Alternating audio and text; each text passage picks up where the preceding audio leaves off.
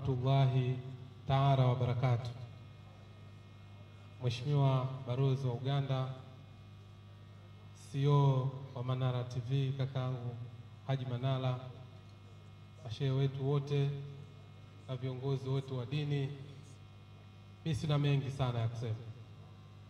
La kwanza nitumie nafasi hii kumshukuru Mwenyezi Mungu kwa kutujalia uhai, lakini pia tumeweza kufunga leo, tumefikia mwisho. Muombe Mwenyezi Mungu atusaidie na aweze kutukubalia funga zetu na atufanyie wepesi, hasa katika majukumu yetu ya kikazi na katika riziki zetu. Lakini jambo la pili, tumie nafasi hii kumpongeza kaka yangu Haji Manara. Sisi ni binadamu, wakati mwingine tunakosea baadhi ya mambo, lakini kwa haya ambao unaoyafanya una malipo kwa Allah. Nataka nikutie moyo. Sisi katika Qur'ani tunasema wa amma bi ni'mati rabbika fahaddith. Zielezeeni neema za Mwenyezi Mungu kwa kushukuru.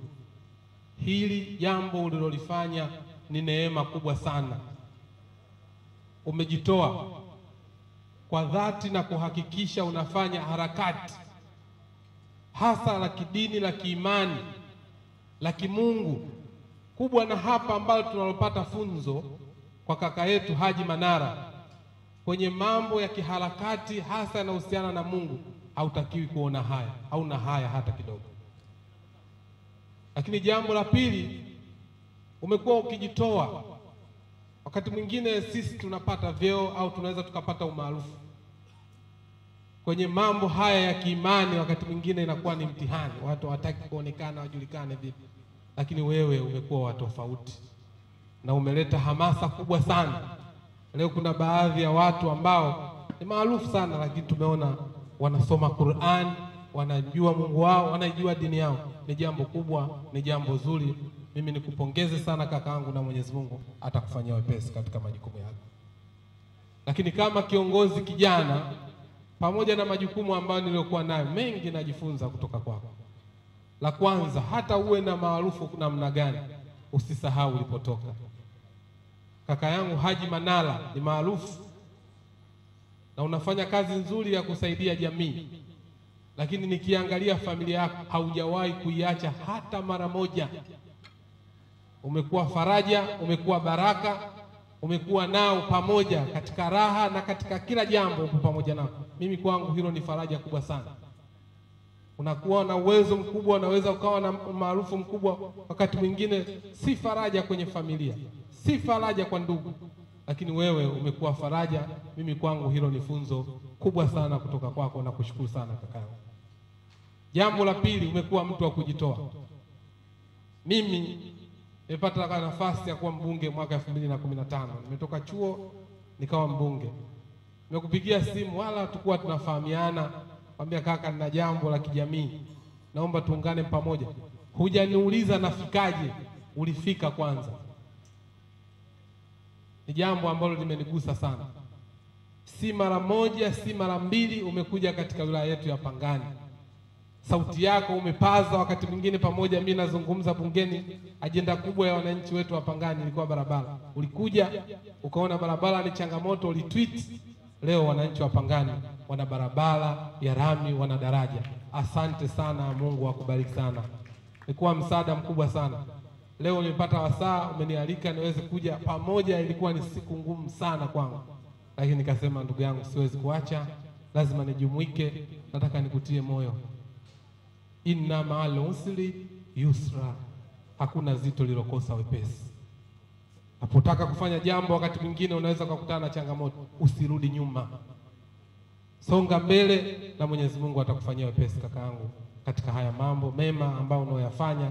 Nataka nisisitize kwa mara nyingine, una baraka zako kwa Mwenyezi Mungu, kwa sababu ni jambo kubwa, ni jambo zuri, limetuhamasisha na sisi vijana wengine katika kuhakikisha kwamba tunatenda yaliyo mema ya kumpendeza Mungu wetu.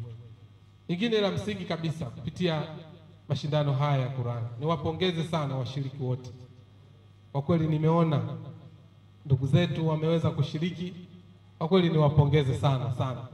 Natupa hamasa kwamba pamoja na majukumu mengine tusisahau mambo ya kimani, tusisahau mambo ya kumtukuza Mwenyezi Mungu.